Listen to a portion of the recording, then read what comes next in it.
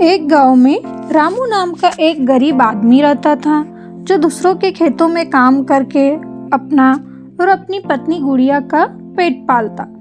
एक दिन गुड़िया ने रोते हुए कहा, कब तक हमारी हालत ऐसी रहेगी? पूरे गांव में बस हमारा ही घर ऐसा है जहां महीने में सिर्फ 15 दिन ही चूल्हा जलता, बाकी दिन हमें भूखा सोना पड़ता है।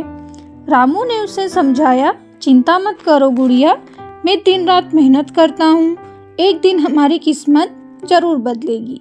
गुड़िया बोली, मैं तुमसे सोना चांदी नहीं मांग रही हूँ, बस इतना चाहती हूँ कि हम दोनों भर पेट खाना खा सके। रामू ने कहा, ठीक है, आज से ही कोई और काम ढूंढता हूँ।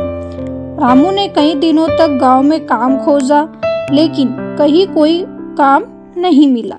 हार कर वह गांव के मुखिया धर्मपाल के पास गया। धर्मपाल एक अच्छा आदमी था। रामू, मैं तुम्हारी मेहनत देख चुका हूँ, मुझे भी एक मेहनती आदमी की जरूरत है। समझो तुम्हारे पूरे दिन अब खत्म हुए, आज से तुम मेरी ईंट भट्टी में काम करोगे। रामू ने खुशी खुशी काम करना शुरू किया, लेकिन एक दिन वह बहुत थक गया और भूख से बेहाल हो गया। उसने गांव में बहुत प्रसिद्ध मंगू के ढाबे के बारे में सुना था। वह मंगू के ढाबे पर गया और बोला, भैया गरम गरम अरहर की दाल, देसी घी की रोटियां और थोड़ा चावल परोस दो, बहुत भूख लगी है। रामू ने पूरा खाना मजे से खा लिया और जब बिल पूछा तो कालू नाम के आदमी ने कहा, तूने अरहर की दाल, देसी घी की रोटियां और चावल खाए हैं, कुल 1000 रुपये हुए। रामू चौंक गया, ये क्या मजाक है? यह ढाबा है या कोई 5 सितारा होटल? कालू ने घमंड से कहा, यह ढाबा मंगू भाई का है, यहाँ गांव से लेकर बड़े बड़े नेता तक खाने आते हैं। जब तेरा यहाँ खाने का औकात नहीं था तो क्यों आया? रामू ने कहा, मेरे पास इतने पैसे नहीं है, मैं धीरे धीरे चुका दूंगा। लेकिन मंगू ने गुस्से में आकर कहा, हम यहाँ उधारी नहीं देते, 1000 रुपये निकाल या फिर पिटाई के लिए तैयार हो जा। रामू ने बहुत विनती की, लेकिन मंगू और कालू ने उसकी एक भी न सुनी और उसे बुरी तरह पीटकर ढाबे से बाहर निकाल दिया। गांव के लोग खड़े खड़े तमाशा देखते रहे, लेकिन किसी ने उसकी मदद नहीं की। घर पहुंचकर गुड़िया ने जब रामू की हालत देखी तो रो पड़ी। किसी ने तुम्हें बचाने की कोशिश भी नहीं की।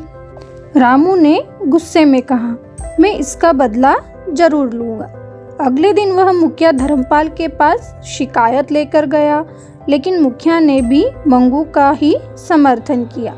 रामू उदास होकर जंगल की ओर निकल गया।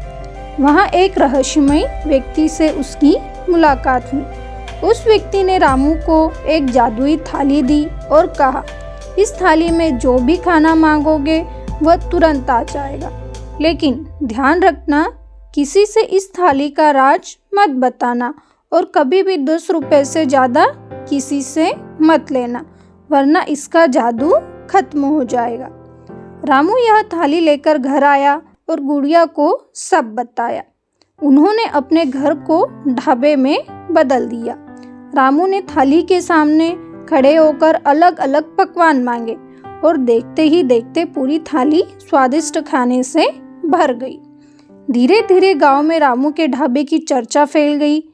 गरीबों के लिए वह ढाबा एक वरदान बन गया, क्योंकि यहाँ सिर्फ 1 रुपये में भरपेट स्वादिष्ट खाना मिलता था। लेकिन मंगू और कालू को यह सहन नहीं हुआ। उन्होंने रामू पर नजर रखना शुरू कर दी और एक दिन उन्होंने जबरदस्ती रामू से जादुई थाली के बारे में सब कुछ उगलवा लिया। वे जादुई थाली को चुराने उसके घर पहुँचे और उसने सोने चांदी की मांग करने लगे, लेकिन कुछ नहीं हुआ। तब उन्हें समझ आया कि यह थाली सिर्फ खाना देती है। गुस्से में उन्होंने रामू के ढाबे के खाने में जहर मिलाने की योजना बनाई, लेकिन मुखिया धर्मपाल को उनकी साजिश का पता चल गया। मुखिया ने पुलिस बुलाकर मंगू और कालू को गिरफ्तार करवा दिया। रामू का ढाबा और भी प्रसिद्ध हो गया। अब गांव के अमीर लोग भी वहां खाना खाने आने लगे। लेकिन रामू ने कभी लालच नहीं किया और हमेशा अपने वचन पर कायम रहा, सिर्फ 1 रुपए में भरपेट खाना। मेहनत और ईमानदारी से ही सच्ची सफलता मिलती है। गरीबों को मैजिक टेल्स फॉर किड्स।